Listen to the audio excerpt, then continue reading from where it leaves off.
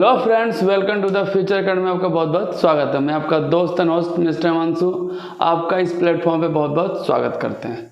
आज हम लोग चैप्टर मोशन के पूरे न्यूमेरिकल्स को कर रहे हैं, जिसमें से पहले 5 सवाल को किए जो कि फर्स्ट वीडियो में दिया गया, वहाँ आप देख सकते हैं। अब इसके नेक्स्ट वीडियो 6 to 10 में सारे न्यूमेरिकल्स को करेंगे, जो कि चैप्टर के आखिरी एक्सरसाइज के सारे न्यूमेरिकल्स हैं। तो चलते हैं इसी सिलसिले को आगे बढ़ाते हुए क्वेश्चन नंबर 6 जो आपके स्क्रीन पर दिख रहा है, इसको सॉल्व करने की कोशिश करते हैं।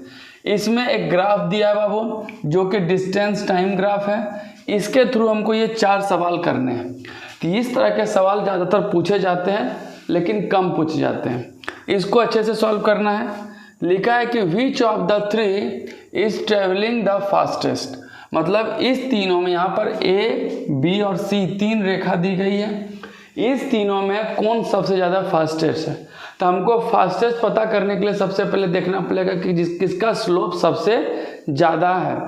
तो यहाँ पर ए का स्लोप यहीं तक है, बी का स्लोप यहाँ तक है, सी का स्लोप यहाँ तक है। दैट मीन्स तीनों एक ही रेखा में है, लेकिन ए बी सी में सबसे ज़्यादा स्लोप बी का है। इसलिए फर्स्ट का आंसर जो हो जाएगा वो आपका कौन हो जाएगा? Answer B. तो बी लाइन सबसे फास्टेस्ट होगा, क्योंकि इसका स्लोप कंपैरिजन ए और सी के अपेक्षा ज़्यादा है। इसलिए बी जो लाइन है वो ज़्यादा फास्टेस्ट होगी।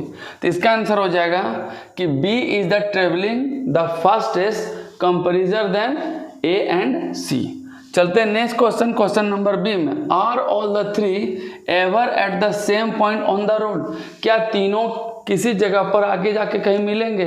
तो यहाँ दैट मीन्स बताने की कोशिश कर रहा है कि 3 में से ए बी सी किसी रोड पर एक ही लाइन में कहीं दिखाई देंगे? कभी नहीं दिखाई दे सकते हैं। दिखाई तभी देते जब तीनों इस ग्राफ में कहीं ना कहीं जाके एक ही पॉइंट पर मिलते। लेकिन आपको ग्राफ में कहीं दिख रहा है या तो ए बी या तो ए सी या तो बी सी आपस में इंटरसेक्ट कर रहे हैं, लेकिन तीनों के तीनों एक ही बिंदु पर नहीं कर रहे हैं। तो इसका आंसर हो जाएगा कि all 3 points are never be at the same point on the road because they are not meet at any point at the same place. यहाँ किसी भी बिंदु पर एक ही जगह पर तीनों का तीनों कभी भी एक जगह पर मिल ही नहीं रहा है, इसलिए ये कभी भी रोड को पोजीशन पर एक ही सेम पॉइंट पर दिखाई नहीं देंगे। चलते हैं नेक्स्ट क्वेश्चन में, क्वेश्चन नंबर 3। ये दोनों आपको बना के दिखाना है। तो यहाँ लिखा है how far has C travel, मतलब सी की कितनी दूरी या कितना ट्रेवल करता है बी व्हेन बी पासेस से। जब बी ए को पास करता है तो बी कितना दूरी तक ट्रेवल करता है, आपको दिखाना है। सी कितना दूरी तक ट्रेवल करता है जब बी ए को पास करता है। तो सबसे पहले यहाँ देखिए बाबू, 0 से 4, इसको थोड़ा कलर चेंज करते हैं ताकि आपको स्पष्ट तरीके से समझ में आए। 0 से 4 के बीच में, यहाँ से यहाँ तक बीच में कितना किलोमीटर है? 4 किलोमीटर। 4 से 8 के बीच में कितना किलोमीटर है? फिर 4 किलोमीटर। मतलब हर समय 4 किलोमीटर का डिस्टेंस है। लेकिन 0 से 4 के बीच में ब्लॉक कितना बना हुआ है? 1 2 3 4 5 6 7। मतलब 0 से लेकर 4 किलोमीटर में कितने ब्लॉक हैं? तो नंबर ऑफ ब्लॉक कितना बाबू? Number of block 7। तो डिस्टेंस जो हो जाएगा, डिस्टेंस किसका? डिस्टेंस ऑफ 1 ब्लॉक का वैल्यू कितना हो जाएगा? 1 ब्लॉक का वैल्यू हो जाएगा 4/7 किलोमीटर। मतलब 0 से लेकर यहाँ तक का टोटल डिस्टेंस 4 किलोमीटर है और इसमें 7 ब्लॉक हैं। तो एक ब्लॉक का किलोमीटर कितना हो जाएगा? तो टोटल डिस्टेंस में 7 से डिवाइड देंगे तो हर एक ब्लॉक का डिस्टेंस निकल जाएगा। तो यहाँ 4/7 किलोमीटर हो जाएगा। अब हम आगे बढ़ते हैं। यहाँ लिखा है कि हमको सी का ट्रेवल दूरी निकालना है जब बी ए को क्रॉस करता है। तो देखिए ये जो लाइन सी है, सी किसको क्रॉस कर रहा है? बी को। यहाँ से यहाँ तक की टोटल डिस्टेंस कितनी हो गई? 1 2 3 4। कितना क्रॉस किया? 4 ब्लॉक। तो यहाँ पे कितना क्रॉस किया? 4 ब्लॉक। अभी आपको पता है कि एक ब्लॉक का किलोमीटर कितना होता है? 4/7। तो 4 ब्लॉक का कितना हो जाएगा? 4 × 4/7। इसको अगर हम मल्टीप्लाई करें तो हो जाएगा 16/7 किलोमीटर। अगर इसको डिवाइड देंगे तो इसका वैल्यू आ जाएगा 2.28 किलोमीटर। यहाँ तक समझ में आ गया होगा। मतलब 4 ब्लॉक का पहले डिस्टेंस निकाले, अब हमको निकालना है सी कितना दूरी ट्रेवल करता है। देखिए 0 से 8 किलोमीटर टोटल डिस्टेंस है और उसमें से ये एक ब्लॉक नीचे वाला है, क्योंकि वहाँ तक क्रॉस नहीं किया है उसके पहले, तो क्रॉस करने वाला डिस्टेंस को क्या कर देंगे हम, माइनस कर देंगे। तो टोटल डिस्टेंस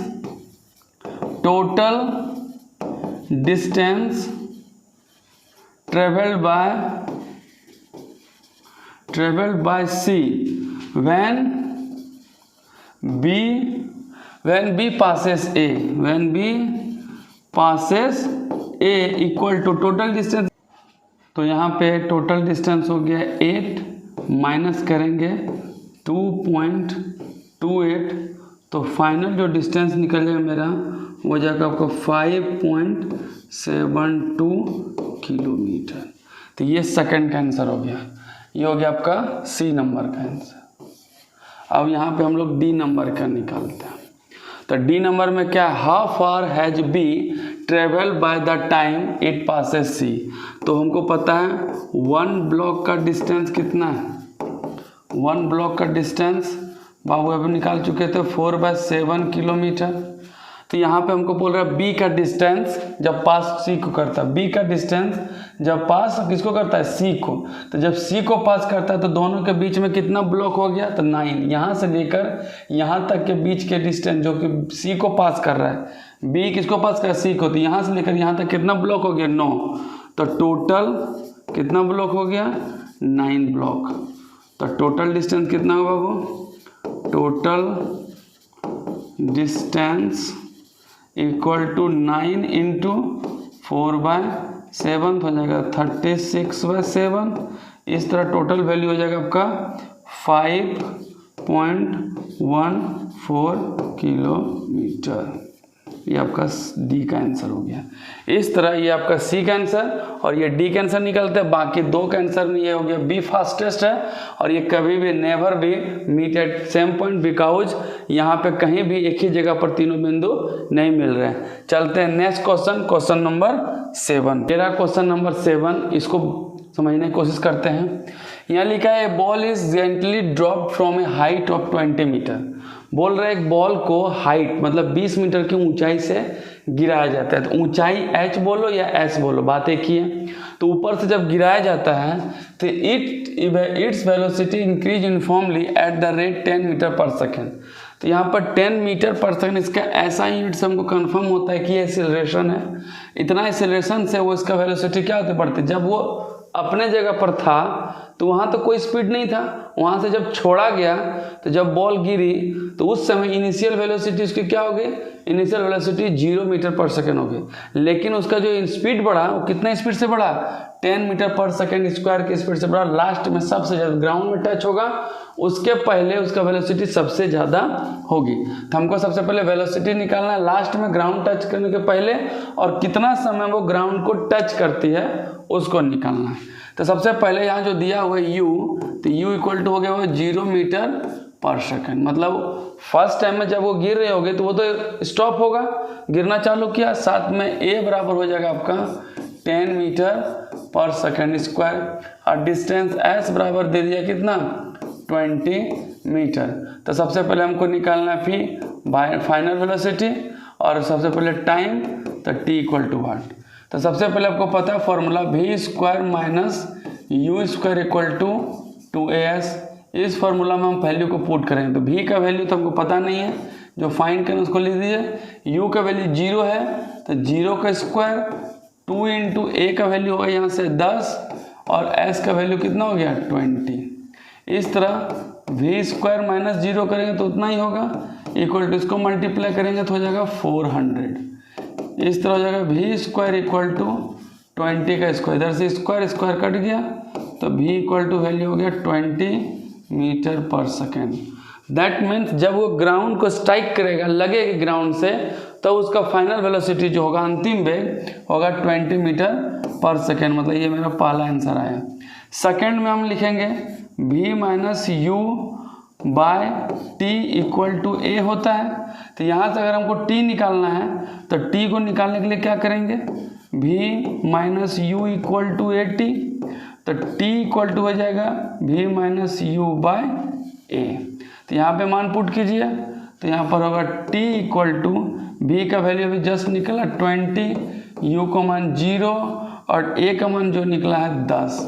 तो डिवाइड करेंगे 20 माइनस 0 तो 20, नीचे है 10, डिवाइड करेंगे तो 2, तो टाइम इक्वल टू कितना हो जाएगा 2 सेकेंड। इससे पता चलता है कि वो जो बॉल है जब वहाँ से 0 मीटर पर सेकंड से नीचे गिरी होगी और एक्सीलरेशन 10 मीटर पर सेकंड से जब नीचे आ रही होगी, ज़मीन से टकराने के पहले उसका स्पीड होगा 20 मीटर पर सेकंड और वो 2 सेकंड में ज़मीन से टकराएगी। इस तरह ये क्वेश्चन सॉल्व होते हैं। उम्मीद करते हैं समझ में आएगा। चलते हैं नेक्स्ट क्वेश्चन, क्वेश्चन नंबर 8 पे। मेरा क्वेश्चन नंबर 8, इसमें वो क्या करना है, the speed time graph of the car shown in figure 8.12। ये आपका ग्राफ दिया गया है। इस ग्राफ की मदद से ये दो क्वेश्चन को अच्छे से सॉल्व करना। बाबू ध्यान से समझिए, आपके लिए मैं मेहनत कर रहा हूँ ताकि आपका एग्ज़ाम अच्छे से जाए, अच्छे से प्रिपरेशन हो सके। तो बाबू ध्यान से यहाँ पे देखिए और अच्छे से समझिए। और अगर जो भी दिक्कत हो या किसी चीज़ की कमी रह जाती है तो कमेंट में ज़रूर आप लिख के शेयर कीजिएगा, भेजिएगा। तो क्वेश्चन नंबर 8 का पहला सवाल है कि find how far distance the car travel in 4 second, set the area and graph that represent the distance travel by the car during the period. मतलब 4 सेकंड में कितना दूरी तय करता है, तो किस मेथड से निकालेंगे, तो स्पीड टाइम ग्राफ से।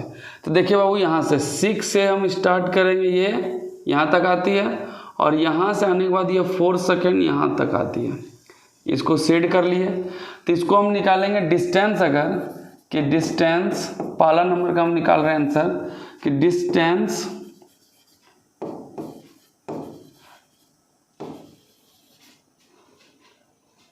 Covered by car in 4 second equal to 1/2। यहाँ से यहाँ तक की डिस्टेंस, यहाँ से मान लेते हैं पॉइंट ए और इसको मान लेते हैं बी। तो यहाँ से इनटू हो जाएगा, यहाँ से यहाँ तक हो जाएगा ओ ए इंटू यहाँ से यहाँ तक हो जाएगा ओ बी। तो फाइनली 1/2 इंटू ओ ए का वैल्यू कितना है 4 और ओ बी का हो जाएगा 6। ये डिवाइड हो जाएगा 2 से, तो ये हो जाएगा 12 मीटर। इस तरह डिस्टेंस टाइम ग्राफ से 1/2 इंटू 4 इंटू 6 तो सॉल्व करके आता है 12 मीटर। दैट मीन्स जो कार है वो 4 सेकंड में कितना दूरी ट्रेवल करेगी, तो 12 मीटर डिस्टेंस ट्रेवल करेगी। चलिए आते हैं दूसरा क्वेश्चन नंबर बी पे। यहाँ भी ऑब्जर्वेशन वाला क्वेश्चन है कि which part of the graph represent uniform motion.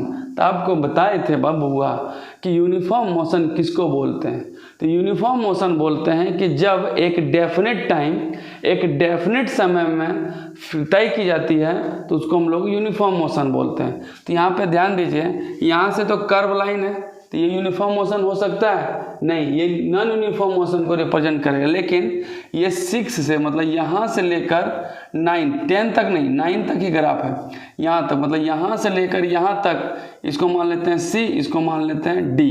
मतलब 6 से लेकर 10 सेकंड तक वो एक यूनिफॉर्म मोशन में चला, एकदम स्ट्रेट लाइन में। इसलिए लिखेंगे पॉइंट, ये पॉइंट दिया नहीं ग्राफ में, हम पुट किए कि यहाँ से 6 से सी पॉइंट, क्योंकि यहाँ से एकदम स्ट्रेट लाइन है और 9 तक है, क्योंकि इसके आगे ग्राफ नहीं है, तो 9 सेकंड तक है।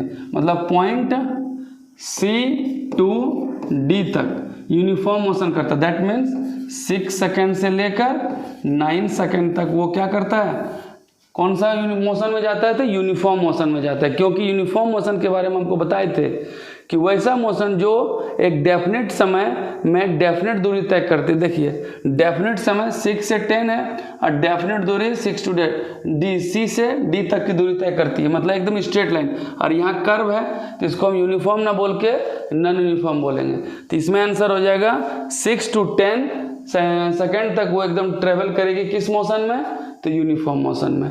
उम्मीद करते हैं ये भी क्वेश्चन आपको समझ में आया होगा। चलते हैं लास्ट क्वेश्चन, क्वेश्चन नंबर 9। लेकिन 9 में जो थ्योरी है, थ्योरी का सारा क्वेश्चन हम एक साथ डिस्कस करेंगे। बाकी चलते हैं क्वेश्चन नंबर 10 पे, जो फाइनल क्वेश्चन है इस चैप्टर का, इस एक्सरसाइज का लास्ट न्यूमेरिकल, जिसके बाद पूरा चैप्टर खत्म हो जाएगा। चलते हैं क्वेश्चन नंबर 9 पे। मेरा क्वेश्चन नंबर 10 जिसमें दिया गया कि एक सैटेलाइट है जो पृथ्वी के चारों ओर चक्कर लगाता है, तो चारों ओर चक्कर लगाता है दैट मीन्स उसके पेरीमीटर के चारों घूमता होगा। तो यहाँ पे वो रेडियस दिया हुआ किसका, an artificial satellite is moving in circular orbit of radius 24250 kilometre.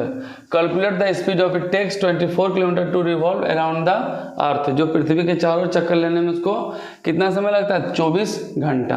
तो सबसे पहले रेडियस जो दिया हुआ है कितना दिया हुआ है, 42250 किलोमीटर।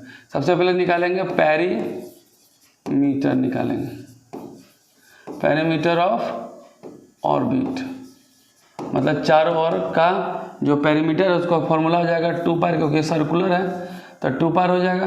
वैल्यू है 2 इंटू 22/7 इंटू आर का वैल्यू कितना हो जाएगा, आर का वैल्यू है 42250 किलोमीटर। इससे क्या निकल जाता है, ये किलोमीटर से ही टोटल डिस्टेंस निकल गया, पूरा क्या चीज़, चारों ओर का लंबाई। इससे हम सॉल्व करेंगे तो हो जाएगा 44 इंटू 42250/7 किलोमीटर, और इसको सॉल्व करने पर इसका वैल्यू आएगा आपका 26557.42 किलोमीटर। कितना है वो, 26557.42 किलोमीटर। इसको पूरा सॉल्व किया, क्योंकि सॉल्व करें लंबा जाएगा, इसको पूरा सॉल्व करने पर इतना किलोमीटर आएगा। ये ऑर्बिट क्या हो गया, तो ये टोटल डिस्टेंस हो गया, क्योंकि ये सर्कल या तो ऑर्बिट के चारों ओर जो घूमेगा उसका दूरी हो गया। तो दूरी को कैसे निकाल दिया, पेरीमीटर से, क्योंकि सर्कुलर पथ का दूरी निकालते हैं उसके पेरीमीटर के अनुसार। तो पेरीमीटर होता है फॉर्मूला 2 पाई आर। तो यहाँ पे रेडियस दिया हुआ, इसको पुट करके वैल्यू निकाल लिया, टोटल डिस्टेंस कितना हो गया, इतना किलोमीटर। अब यहाँ टाइम दिया हुआ है, टाइम इक्वल टू कितना है, 24 आवर है। तो हमको पता है स्पीड का फॉर्मूला, स्पीड इक्वल टू क्या होता है, डिस्टेंस बाय टाइम। तो बाबू डिस्टेंस यहाँ पे कितना है, 26557.42 किलोमीटर बाय 24 आवर। इसको अगर डिवाइड दीजिएगा तो इसका वैल्यू हो जाएगा 11065.4 किलोमीटर पर आवर। ये हो गया आपका फाइनल आंसर। इस तरह ये पूरे सवाल सॉल्व होते हैं। सबसे पहले इसको एक बार फिर से समझिए। ये दिया रेडियस, रेडियस से हम पूरा ऑर्बिट की लंबाई निकाल लेंगे कि जितना दूर वो ट्रेवल करता है, तो टोटल डिस्टेंस निकल गया। तो टोटल डिस्टेंस इतना आया 26557 दैट मीन्स 2,65,571.42 किलोमीटर। अब इस किलोमीटर के बाद टाइम है 24 आवर। अब इसको डिवाइड दे दे, डिवाइड देने के बाद हो जाएगा 1,10,060 1 लाख कहाँ 1 लाख बोल रहे हैं 11,065.4 किलोमीटर। ये इसका क्या होगा, स्पीड किलोमीटर पर आवर। इस तरह ये पूरे सवाल एक्सरसाइज के सॉल्व होते हैं। उम्मीद करते हैं आपको समझ में आया होगा। मिलते हैं नए वीडियो के साथ, तब तक अपना ख्याल रखिए, खुश रहिए और मन से पढ़िए। आप हमारे साथ बने रहिए, हम आपके साथ हमेशा रहेंगे। उम्मीद करते हैं जरूर रहेंगे और अच्छे से प्रिपरेशन करेंगे। मिलते हैं नए वीडियो के साथ, तब तक के लिए जय हिंद।